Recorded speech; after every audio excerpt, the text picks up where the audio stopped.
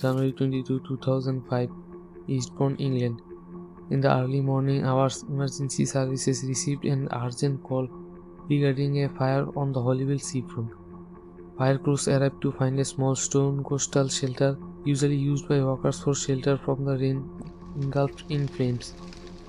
After the fire was extinguished, the scene shifted from a routine emergency to a gruesome crime scene.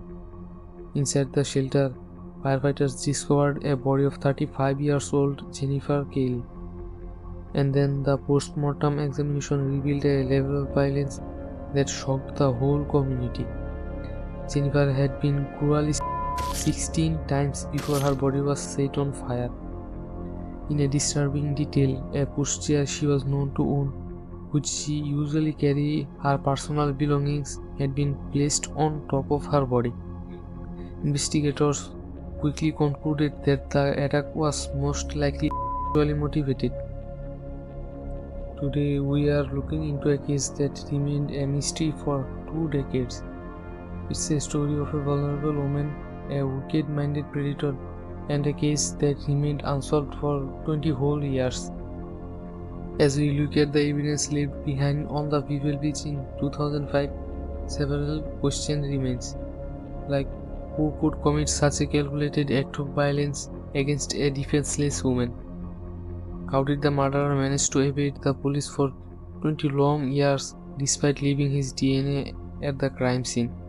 And how did a single cigarette butt eventually solve a case that everyone thought had gone cold forever? We will not answer these questions just yet. To understand how the police finally caught a ghost, we first have to understand the woman whose life was so cruelly taken.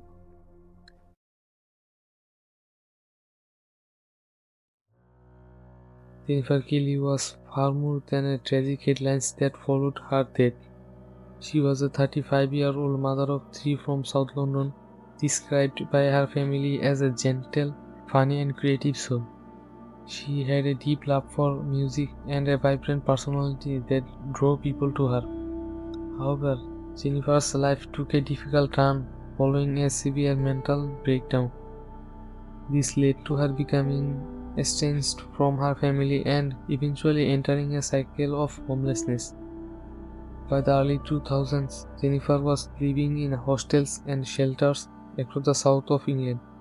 She eventually sheltered in Eastbourne, where she became a well-known figure within the local homeless community.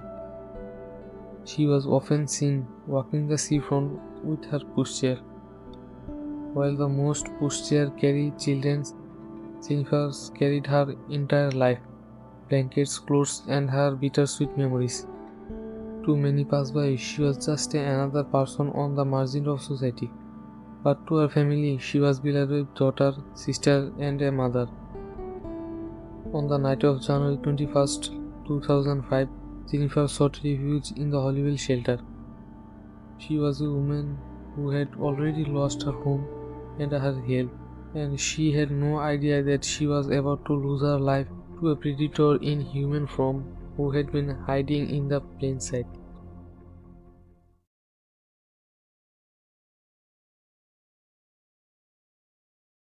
The initial investigation in 2005 was intense.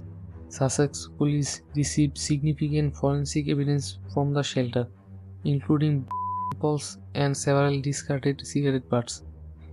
Forensic scientists successfully extracted a full male DNA profile from one of these cigarette butts.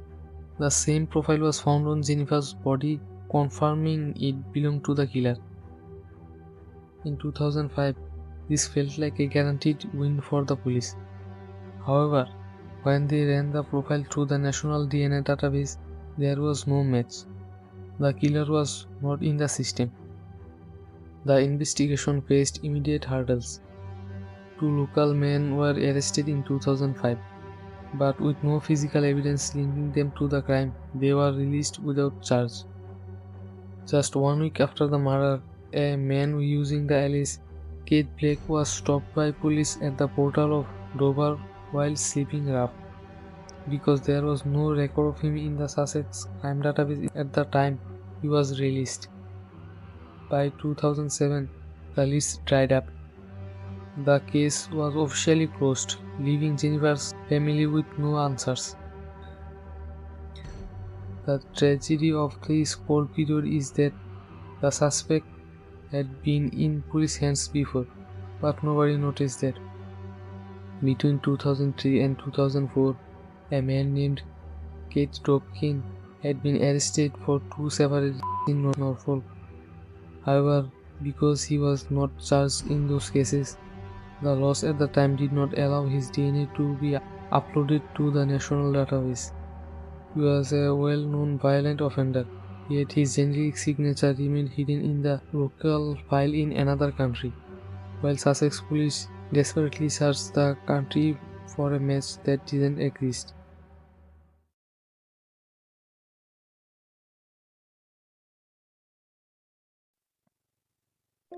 The case remained frozen until 2011, when it was reopened for review. However, the real breakthrough didn't arrive until 2018, thanks to a revolutionary achievement in forensics, familial DNA searching.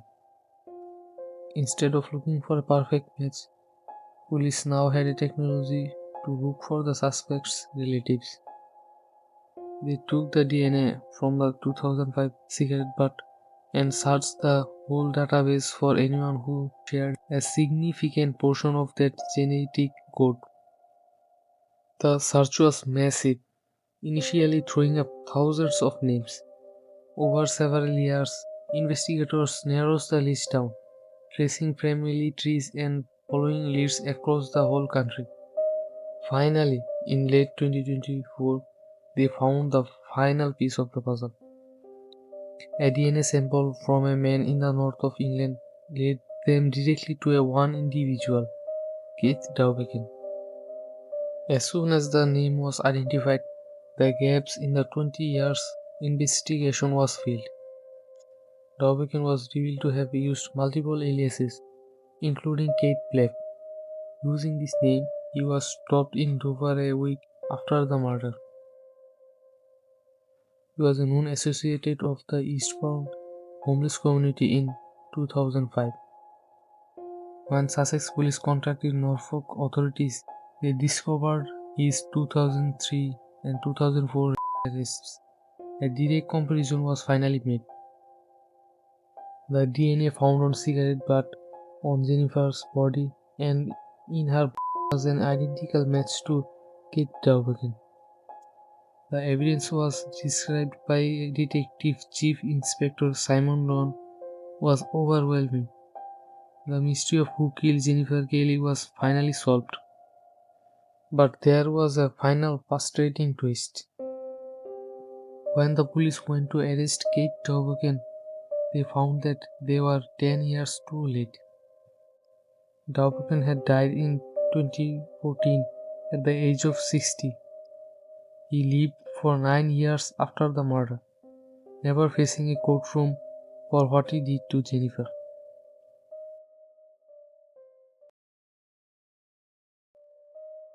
Because Kate Dowbecken is deceased, there will be no trial. No prosecution can take place, no formal sentence can be handed down. However, for Sussex Police and Jennifer's family, the case is finally closed. Jennifer's children are now adults, and they issued a statement following the reveal. They spoke of the sense of closure that the news brought, but emphasized that it could never erase the loss of their mother. They hope that Jennifer's story serves as a call for greater compassion towards the struggling with mental health and homelessness, reminding the world that beyond every street person is a daughter, a mother, and a life that matters.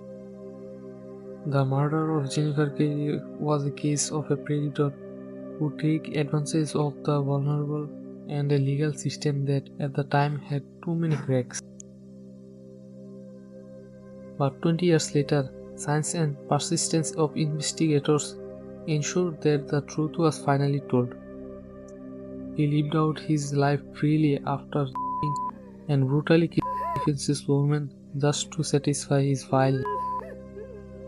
He never faced the consequences of his hateful actions on earth, but I hope he will face his deserved punishment in the afterlife. Keith Dauben's name is now forever linked to the crime that he thought he had escaped. What do you think about the DNA laws of early 2000s? Should DNA be taken from everyone arrested, regardless of the charge? Let us know in the comments below. And don't forget to like, share and subscribe for more true crime stories like this. We'll see you in the next video. Thanks for watching.